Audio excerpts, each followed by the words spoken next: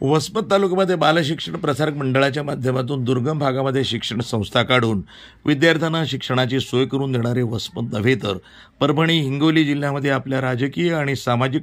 ठसा उमटवणारे, मनात केवळ सेवाभाव असणारे सोपानराव नादरे हे दूरदृष्टी ठेवून काम करणारं व्यक्तिमत्व असल्याचं गौरवोद्गार किन्होळा इथं बालशिक्षण प्रसारक मंडळ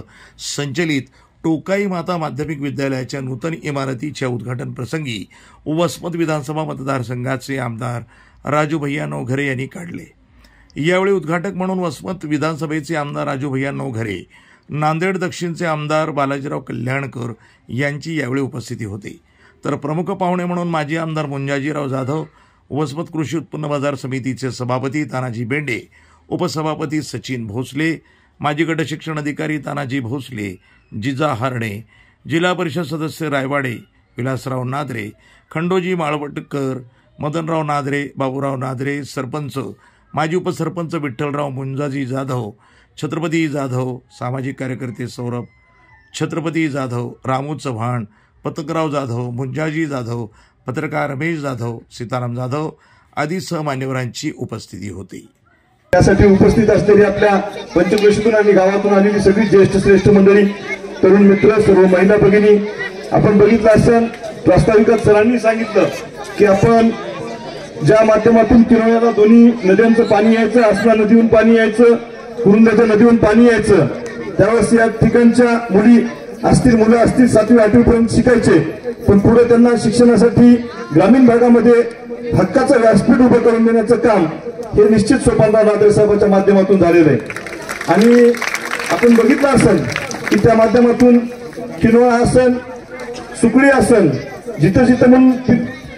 पुराची भीती आहे त्या सगळ्या ठिकाणी नादरे साहेबांनी त्यावेळेस सुद्धा हा विचार करून ग्रामीण भागातील मुलं शिकले पाहिजे, कॅनव्हा स्कूलच्या बरोबरीने ते विद्यार्थी टिकले पाहिजे। मोठमोठ्या मेट्रो सिटीमध्ये मोठ्या लोकांचे विद्यार्थी शिकत असतात,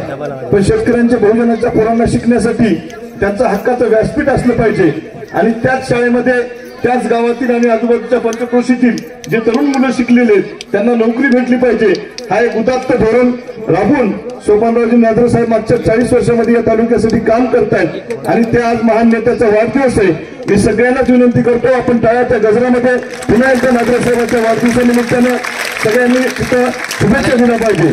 आज माझ्यासारख्या कार्यकर्त्याला सुद्धा एक दिशा देण्याचं काम असेल, मार्गदर्शन करण्याचं काम असेल, हे नादरे साहेबांच्या माध्यमातून होत असते। आणि आपण बघितलं असेल हे करत असताना बळंजी शिक्षण संस्थेपासून ते बाल शिक्षण युनिटपर्यंत प्रत्येक गावामध्ये शाळा असली पाहिजे, तिथे ग्रामीण भागातील विद्यार्थी शिकले पाहिजे आणि तिथल्याच मुलांना सुद्धा तिथं नोकरी मिळाली पाहिजे। अशा शेकडो तरुणांच्या हाताला काम मिळवून देण्याचं काम हे नादरे साहेबांच्या माध्यमातून झालेलं आहे। याही शाळेच्या वेळेस काही अडचणी निर्माण झाल्या होत्या, पण गावातील सरपंच नादरे साहेब तुम्ही आम्हाला एकदा फोन केला, पण गावातील सरपंचाचे चिरंजीव आमचे विठ्ठलराव आणि छत्रपती जाधव साहेब सातत्याने त्याचा पाठपुरावा करत होते आणि शाळेच्या बाबतीमध्ये कुठेही त्यांनी प्रास्ताविकात सांगितलं त्या पद्धतीनं राजकारण झालं पाहिजे, कारण त्यामध्ये आपल्या गावातील मुलं मुली शिकत असतात। या ज्या पद्धतीनं आपल्या मंदिराला दर्जा आहे त्याच पद्धतीने या शाळेला सुद्धा पवित्र आपण ठेवलं पाहिजे आणि राजकारणाचे जोडे बाहेर ठेवले पाहिजे। मी सुद्धा मलाही काही मंडळी म्हणले 10 जानेवारी 2025 किनोळा येथील टोकाई माध्यमिक विद्यालय याच्या उद्घाटनासाठी आपण गावकऱ्यांनी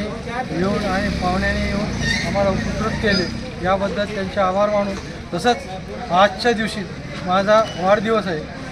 माझा आज 73वा वाढदिवस आहे। या वाढदिवसासाठी माननीय आमदार साहेब दोन्ही वसमतचे आमदार राजू नवघरे आणि नांदेड उत्तरचे आमदार बालाजीराव कल्याणकर या दोघांचाही आपण किनोळकरांनी आणि माझ्या सर्व मित्रपरिवाराने मला हार्दिक शुभेच्छा दिल्या, त्याबद्दल सर्वांचे आभार मानतो। प्रतिनिधी नंदू परदेशी, वसमत, हिंगोली, NTV न्यूज मराठी।